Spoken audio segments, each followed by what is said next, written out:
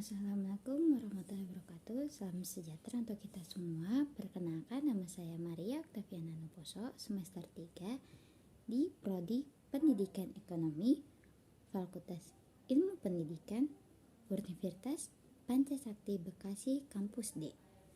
Dan di sini saya akan menjelaskan tentang UTS, mata kuliahnya Teori Ekonomi Mikro. Yang pertama, ada pengertian inflasi. Inflasi adalah kenaikan harga barang yang terjadi secara terus-menerus dalam waktu yang lama. Namun, peningkatan ini tidak terjadi pada suatu barang saja, melainkan untuk semua produk. Hal ini didasari oleh peningkat resiko jumlah uang yang akan dibayarkan. Semakin besar uang yang berputar di kala itu, otomatis inflasi terjadi karena harga-harga barang juga semakin meningkat. Yang kedua, ada pengertian inflasi menurut para ahli. Jadi, menurut para Parkin dan Bane, inflasi adalah peristiwa terjadinya kenaikan nominal uang yang mampu dibayarkan oleh masyarakat di periode tertentu. Ini yang disebut juga rito uang untuk mendapatkan barang. Sedangkan menurut Napoleon, inflasi adalah kenaikan harga barang yang pada periode tertentu yang berlaku terus-menerus. Sebuah peristiwa yang terjadi akibat kemampuan finansial masyarakat yang muat untuk mendapatkan produk atau barang.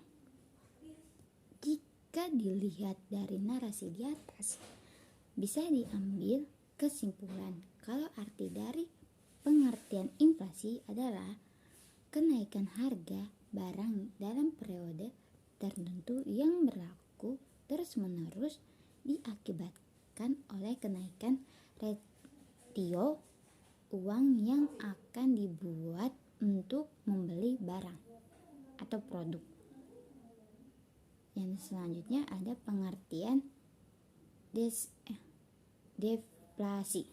Secara umum, yaitu pengertian deflasi adalah penurunan harga barang yang terjadi pada periode tertentu dan berlaku untuk waktu yang lama.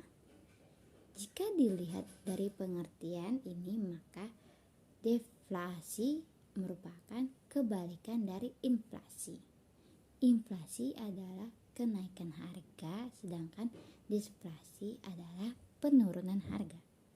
Jika deflasi terjadi, tidak hanya harga menurun, tetapi juga peristiwa terkait finansial lainnya juga ikut menurun, seperti gaji karyawan, biaya produksi, dan daya beli masyarakat.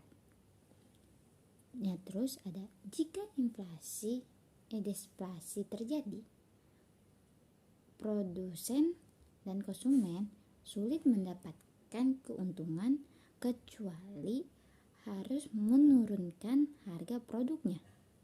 Karena sekalipun barangnya murah, rasio keuangan masyarakat juga rendah, sehingga barang tersebut tidak akan terbelikan. Pengertian dari deflasi menurut para ahli. Jadi menurut Staskia E.H. Sihotang diartikan yaitu deflasi adalah kebalikan dari inflasi, yaitu penurunan harga. Maka dari itu, oleh ahli ini, deflasi disebut juga disinflasi. Sedangkan menurut Wikipedia, deflasi terjadi akibat uang yang beredar di masyarakat cukup rendah, sehingga pihak perusahaan harus menurunkan harga produk untuk menyesuaikan dengan daya beli tersebut. Jadi dari analisis di atas bisa disimpulkan kalau deflasi adalah terjadinya penurunan harga seluruh barang pada periode tertentu dan terus-menerus yang diakibatkan oleh rasio uang yang akan dibayarkan oleh masyarakat sangat rendah. Jika peristiwa ini terjadi terus-menerus, tentu perputaran ekonomi menjadi lesu karena produk perusahaan banyak yang tertarik. Bahkan banyak perusahaan yang gulung tikar. Berikutnya ada penyebab inflasi dan deflasi. Penyebab dari inflasi disebabkan oleh beberapa faktor sebagai berikut. Yang pertama ada pemasakan uang. Jadi, kelebihan pemasakan uang atau mata uang dalam suatu perekonomian adalah salah satu penyebab utama inflasi. Ini terjadi jika jumlah uang beredar atau sirkulasi di suatu negara tumbuh di atas pertumbuhan ekonomi, sehingga mengurangi nilai mata uang. Di era modern, negara-negara telah bergeser dari metode tradisional dalam menilai uang dengan jumlah emas yang mereka miliki. Metode penilaian uang modern ditentukan oleh jumlah mata uang yang beredar dan kemudian diikuti oleh persepsi publik tentang nilai mata uang itu sendiri. Yang kedua ada utang nasional. Ada sejumlah faktor yang mempengaruhi utang nasional yang mencakup peminjaman dan pengeluaran negara. Dalam situasi di mana utang suatu negara meningkat, masing-masing negara dibiarkan dengan dua posisi. Yang pertama ada pajak dapat dinaikkan secara internal. Yang kedua ada uang tambahan dapat dicetak untuk melunasi hutang. Yang ketiga ada efek demand push. Jadi efek terkaitnya permintaan menyatakan bahwa dalam ekonomi yang bertumbuh saat upah meningkat dalam suatu perekonomian, orang akan memiliki lebih banyak uang untuk diperbelanjakan untuk barang atau jasa. Peningkatan permintaan barang dan jasa untuk mengakibatkan perusahaan menaikkan harga yang akan ditanggung konsumen untuk menyeimbangkan penawaran dan permintaan. Keempat ada efek cost ups. Teori ini menyatakan bahwa ketika perusahaan menghadapi peningkatan biaya input pada bahan baku dan upah untuk memproduksi barang-barang konsumen, mereka akan mempertahankan profitabilitas mereka dengan memberikan biaya produksi yang meningkat kepada konsumen akhir dalam bentuk kenaikan harga. Yang kelima ada nilai tukar. Ekonomi dengan eksposur ke pasar asing sebagian besar berfungsi berdasarkan nilai dolar. Dalam ekonomi global perdagangan, nilai tukar menaikkan faktor penting dalam menentukan tingkat inflasi. Langkah-langkah untuk menimbangi inflasi dan pengaruhnya terhadap usaha Anda. Anda harus memikirkan proses inflasi untuk perencanaan keuangan Anda dan bisnis Anda. Pertanyaannya adalah berapa banyak yang menyebabkan Anda membutuhkan saat pensiun? Berikut adalah beberapa cara Anda bisa pensiun dengan menjadi inflasi yang sehat. Yang pertama ada investasikan dalam investasi jangka panjang. Jadi ketika datang ke inflasi jangka panjang, menyimpan uang sekarang dapat memungkinkan Anda untuk mengambil manfaat dari inflasi di masa depan. Yang kedua ada menyimpan lebih banyak. Pensiun lebih membutuhkan banyak uang daripada yang kita bayangkan. Dua cara untuk memenuhi tujuan pensiun adalah menabung lebih banyak atau berinvestasi secara agresif. Yang ketiga ada melakukan investasi seimbang. Meskipun berinvestasi dalam obligasi aja terasa lebih aman, berinvestasi dalam banyak portofolio jangan menaruh semua telur Anda dalam satu keranjang untuk melebihi inflasi. Itu contohnya. Ada penyebab inflasi.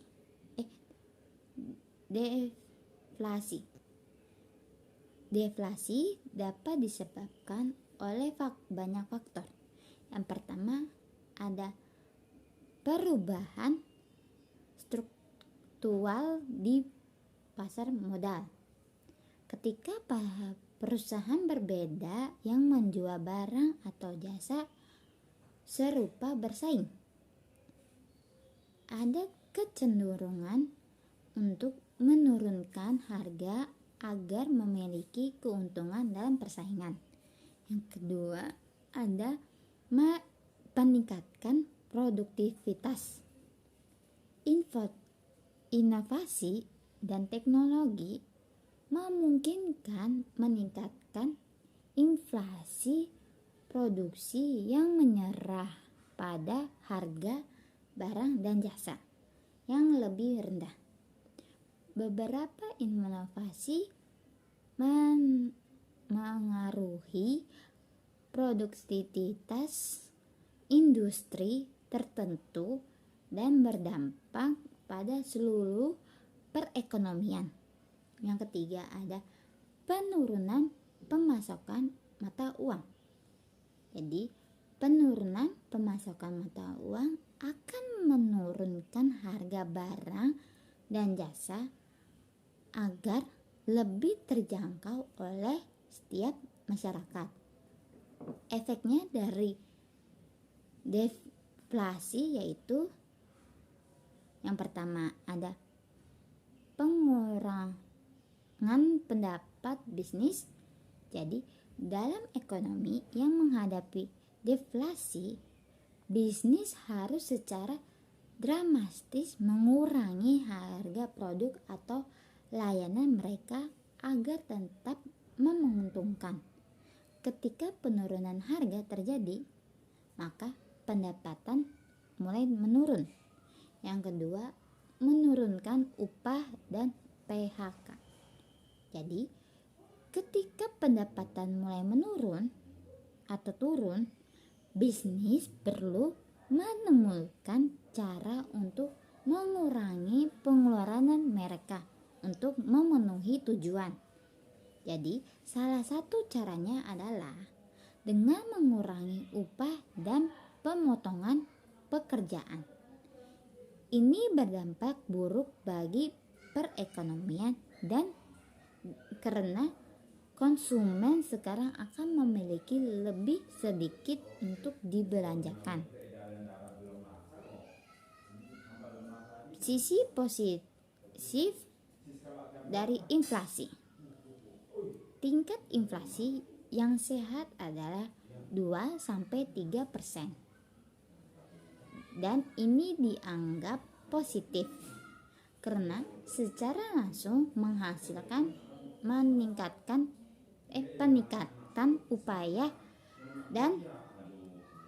upah dan profitabilitas perusahaan dan mempertahankan aliran modal dalam ekonomi yang sedang tumbuh. Pengertian dari suku bunga. Suku bunga adalah balas jasa atau nilai yang diberikan oleh pihak peminjam kepada yang meminjamkan dana atau uang. Biasanya suku bunga dinyatakan dalam persentase otoritas jasa keuangan atau OJK. Menjelaskan suku bunga bank adalah balas jasa yang diberikan bank kepada nasabah yang membeli atau menjual produknya. Bunga dapat diartikan sebagai harga yang harus dibayarkan oleh bank kepada nasabah atau yang memiliki pinjaman dengan harga yang harus dibayar oleh nasabah kepada bank. Bila nasabah yang memperoleh fasilitas pinjaman berdasarkan atau penjelasan di atas, maka suku bunga bank dibedakan atas jadi dua, yaitu bunga pinjaman dan bunga simpanan.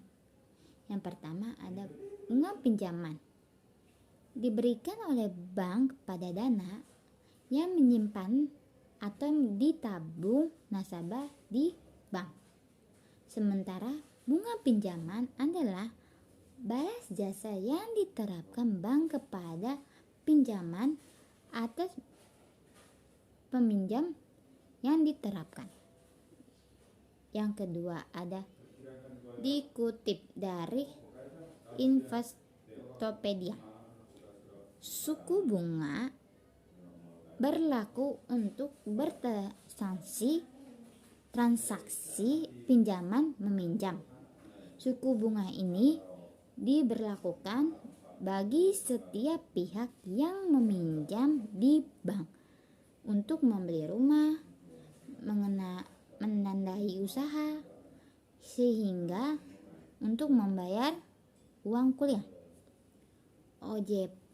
OJK menjelaskan ada 5 suku bunga di industri perbankan. 5 jenis suku bunga tersebut dijelaskan sebagai berikut. Yang pertama, ada suku bunga tetap. Suku bunga tetap atau fixed yakni suku bunga yang tidak dapat berubah dalam jangka waktu yang tertentu sampai dengan tanggal jatuh tempo atau selama jangka waktu kredit. Contohnya, suku bunga tetap yakni suku bunga yang berlaku untuk KPR, rumah murah atau KPR subsidi. Selain itu, suku bunga tetap juga digunakan dalam kredit kendaraan bermotor. Yang kedua ada suku bunga mengembang. Jadi, suku bunga mengembang adalah suku bunga yang berubah mengikuti suku bunga pasar. Bila suku bunga pasar naik, maka suku bunga yang berkembang itu juga akan menaik, dan hal yang sama berlaku atau sebaliknya. Contohnya, memperlakukan suku bunga mengembang yakni untuk KPR dengan periode tertentu. Misalnya, pada 2 tahun pertama diberlakukan suku bunga tetap. Namun di tahun berikutnya berlaku suku bunga mengembang. Yang ketiga ada suku bunga flat. Untuk suku bunga flat, perhitungannya mengacu pada jumlah pokok pinjaman di awal untuk setiap periode pencicilan. Biasanya suku bunga digunakan untuk perhitungan pinjaman jangka pendek, misalnya untuk barang konsumen seperti handphone, peralatan rumah tangga, motor, atau kredit tanpa anggunan atau ATK. Perhitungan suku bunga flat pun cukup sederhana bila dibandingkan dengan suku bunga lainnya. Berikut adalah cara untuk menghitung besaran suku bunga per bulannya. Suku bunga per bulan sama dengan P dikali I dikali T tutup kurung dibagi JB. P-nya itu pokok pinjaman awal, I-nya itu suku bunga per tahun, yang T-nya itu jumlah tahunan jangka waktu kredit. Lalu yang terakhir ada JB, yaitu jumlah bulan dalam jangka waktu kredit. Yang keempat ada suku bunga efektif. Suku bunga efektif yakni suku bunga yang diperhitungkan dari sisi jumlah pokok pinjaman setiap bulan sesering dengan menyusunnya nilai utang karena sudah dibayarkan. Artinya semakin dikit pokok pinjaman, maka semakin dikit pula suku bunga yang harus dibayar. Yang terakhir atau yang kelima ada suku bunga anuitas. Suku bunga anuitas yaitu dihitung dengan mengatur jumlah angsuran pokok ditambah angsuran bunga yang harus dibayar agar sama setiap bulan. Pada perhitungan anuitas, porsi bunga pada masa awal sangat besar, sedangkan porsi angsuran pokok sangat kecil. Intinya, bila sudah mendekati sama akhir kredit, maka posisi bunga akan mengecil dengan porsi angsuran pokok yang lebih besar. Kesimpulannya yaitu inflasi dan deflasi terkadang menjadi peristiwa yang sangat sulit dihindari dalam bidang usaha dan bernegara. Maka dari itu mengetahui pengertian inflasi dan deflasi sekaligus mempelajari penyebabnya harus dilakukan oleh pemilik perusahaan. Yang kedua ada suku bunga adalah balas jasa atau nilai yang diberikan oleh pihak yang meminjamkan dana atau uang. Biasanya suku bunga dinyatakan dalam persentase. Berikutnya ada otoritas jasa keuangan atau OJK. Menjelaskan suku bunga bank adalah jasa yang diberikan kepada bank kepada nasabah yang membeli atau menjual produknya. Yang terakhir ada kesimpulannya, bunga dapat diartikan sebagai harga yang harus dibayarkan oleh bank kepada nasabah. Misalnya, yang memiliki pinjaman. Jadi, dengan harga yang harus dibayar oleh masyarakat kepada bank, atau bila nasabah tersebut yang memperoleh fasilitas pinjaman. Sekian dari presentasi yang saya sampaikan. Mohon maaf bila ada bahasa tutur kata atau kurang mengerti yang saya jelaskan. Sekian, terima kasih, selamat sore.